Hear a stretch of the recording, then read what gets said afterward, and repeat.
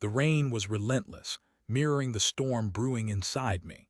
I stared out the window of our small apartment in Seattle, the Space Needle a blurry silhouette in the distance. I'm Griffin, 43, an IT specialist, and until recently I thought I had it all: a loving wife, a comfortable life, and a future filled with promise. That was before the whispers started, before the late nights at the office, before the scent of a cologne I didn't recognize lingered on Elara's clothes. Elara, my wife of 15 years, the woman I thought I knew better than myself. It began subtly. Elara, a vibrant and outgoing marketing executive, started spending more time at work. Important projects, she'd say, her eyes darting away from mine. Deadlines looming. I understood, I'd been there myself. But the frequency increased and her explanations became vague, almost rehearsed. Our conversations dwindled, replaced by polite exchanges and strained silences. The warmth that had once characterized our relationship was slowly fading, like a photograph left in the sun. I tried to ignore the nagging feeling in my gut, the unease that settled deeper with each passing day. I told myself I was being paranoid, that I was letting my insecurities get the better of me. Elara was a beautiful, successful woman. It was natural for her to attract attention. But the doubts persisted, fueled by small, inexplicable details. A lipstick stain on her collar that wasn't mine, a hurried phone call that ended abruptly when I entered the room, a password on her phone that I'd never seen before. The breaking point came unexpectedly, during a business trip to Portland. Elara had been gone for 2 days, and I was missing her terribly. I decided to surprise her with flowers, a small gesture to rekindle the spark I felt slipping away. I called her hotel, but the receptionist informed me that no one under her name was registered. My heart sank. I must have the wrong hotel, I reasoned, desperately clinging to the hope of a simple mistake. But the seed of suspicion had been planted, and it grew rapidly, fueled by a relentless stream of anxiety. I spent the next few hours frantically searching online, scouring social media, anything to find a clue. Finally, I stumbled upon a photo, a blurry, candid shot taken at a restaurant in downtown Portland. Elara was there, laughing, her hand resting on the arm of a man I didn't recognize. He was handsome, confident, with a predatory gleam in his eyes. But it wasn't just the presence of another man that shattered me. It was the way Elara looked at him. With a tenderness, a passion that I hadn't seen directed towards me in years. The world seemed to tilt on its axis. My breath caught in my throat and a cold wave of nausea washed over me. I stared at the picture, my mind reeling, struggling to comprehend what I was seeing. It couldn't be true, I told myself. There had to be an explanation. But deep down, I knew. The truth, stark and undeniable, stared back at me from the screen. That night I barely slept. I tossed and turned, haunted by the image of Elara with another man. I replayed our years together in my mind, searching for signs I had missed, for clues that could have prepared me for this devastating betrayal. I felt like a fool, a naive idiot who had been blind to the truth for far too long. When Elara finally returned from her business trip, she was full of apologies for being unreachable. The conference was so hectic, she explained, her voice laced with a false sincerity that made my skin crawl. I barely had time to breathe. I wanted to scream, to confront her with the photo, to demand an explanation. But I held back, wanting to gather my thoughts, to formulate a plan. I decided to play along, to pretend that everything was normal while I investigated further. I needed to know the truth, the whole truth, before I confronted her. I started subtly questioning her about the trip, paying close attention to her reactions, her body language. Her answers were vague and evasive, filled with inconsistencies that only confirmed my suspicions. I hired a private investigator, a discreet and professional woman named Mallory. I provided her with the photo, Elara's itinerary, and any other information I could gather. Mallory promised to get to the bottom of things, to uncover the truth, no matter how painful it might be. The next few days were agonizing. I lived in a state of constant anxiety, my mind consumed by images of Elara with another man. I lost my appetite, I couldn't concentrate at work, and I found myself withdrawing from friends and family. I felt isolated, betrayed, and utterly alone. Finally, Mallory called. She had the information I needed. She tracked Elara's movements during the business trip, uncovering a series of clandestine meetings with the man from the photo. His name was Alaric, a wealthy real estate developer from Portland. They had spent their days together, exploring the city, dining at expensive restaurants, and according to Mallory's surveillance, spending their nights in each other's arms. Mallory also uncovered a series of text messages and emails between Elara and Alaric, messages filled with explicit details of their affair, their passionate encounters, and their plans for the future. They were planning to leave together to start a new life, leaving me behind in the wreckage of their deceit. The evidence was irrefutable. Elara had been cheating on me, not just once but repeatedly, systematically, and with malicious intent. The woman I had loved, the woman I had trusted, had betrayed me in the most profound and devastating way imaginable. I felt a surge of anger, a white-hot rage that threatened to consume me. I wanted to lash out, to confront Elara, to inflict the same pain she had inflicted on me. But I knew that wouldn't solve anything. I needed to remain calm, to think clearly, to devise a plan that would ensure justice was served. I decided to confront Elara that evening. I waited for her to come home from work, my heart pounding in my chest, my hands trembling with a mixture of anger and fear.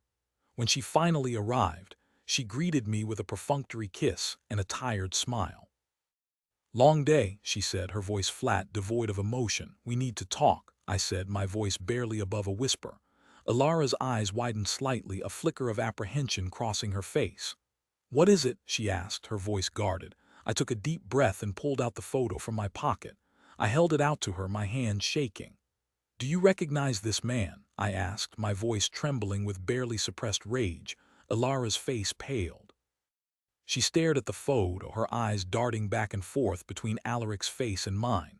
She opened her mouth to speak, but no words came out.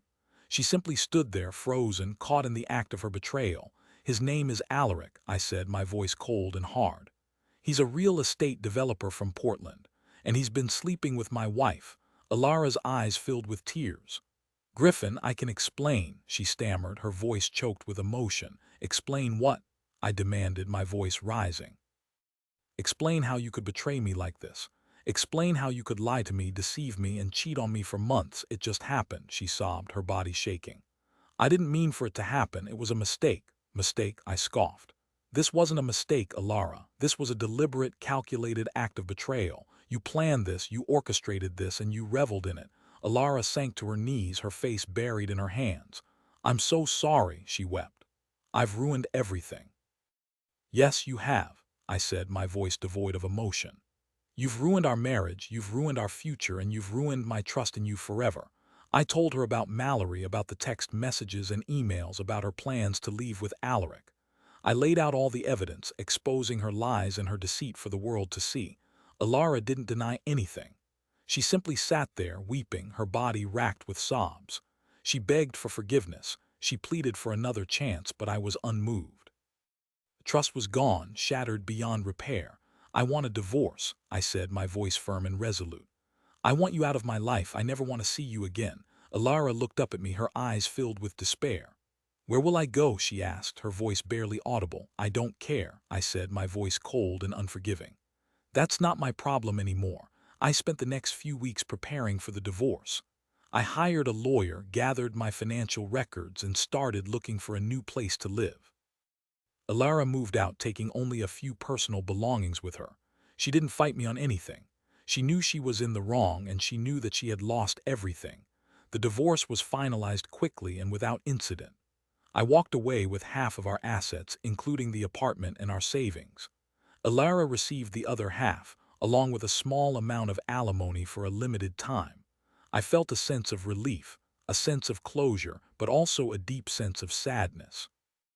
I had lost my wife, my best friend, and my future. I was starting over alone at the age of 43. It was a daunting prospect, but I knew that I had to move on, to rebuild my life, and to find happiness again. But I wasn't content with simply moving on. Elara had betrayed me, she had hurt me deeply, and she had deserved to face the consequences of her actions. I decided to take my revenge. not in a violent or destructive way, but in a way that would hurt her where it mattered most, her career and her reputation. I contacted Elara's boss, the CEO of the marketing firm where she worked. I presented him with the evidence of her affair, including the photos, the text messages, and the emails.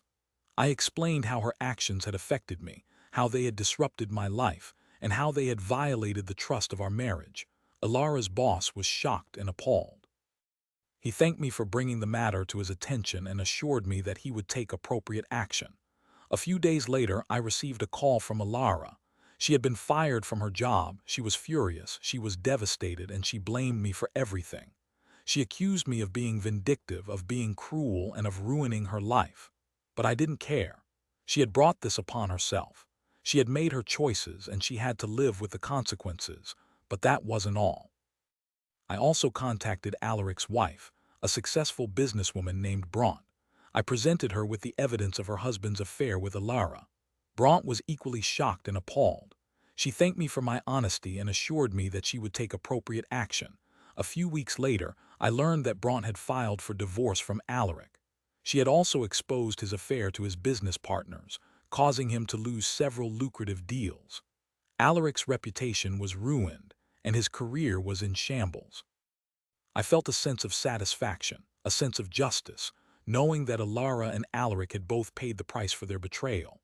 I had taken my revenge, not in a way that was illegal or immoral, but in a way that was fair and just. I moved on with my life, focusing on my career, my friends, and my hobbies. I started dating again, cautiously, tentatively, but with a renewed sense of hope. I learned from my experience, I became stronger, and I vowed never to let anyone betray me like that again. Years later, I received a letter from Elara. She was living in a small town in Oregon, working as a waitress. She was alone, she was broke, and she was miserable. She apologized for her actions, she admitted that she had made a terrible mistake, and she begged for my forgiveness. I didn't respond. I had forgiven her long ago, not for her sake, but for my own. I had moved on with my life, and I had no desire to revisit the past. Elara was a chapter in my life that was closed, a painful memory that had faded with time. I found happiness again with a woman named Vivienne who loved and respected me for who I was. We built a life together, filled with love, laughter, and trust. I learned that betrayal is a part of life, but it doesn't have to define you. You can overcome it, you can learn from it, and you can emerge stronger than ever before.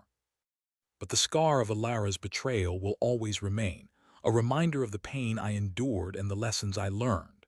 It's a reminder to be vigilant, to be cautious, and to never take love for granted. It's a reminder that trust is a precious gift, and once it's broken, it can never be fully restored. I still think about Elara sometimes, wondering what happened to her, wondering if she ever found happiness.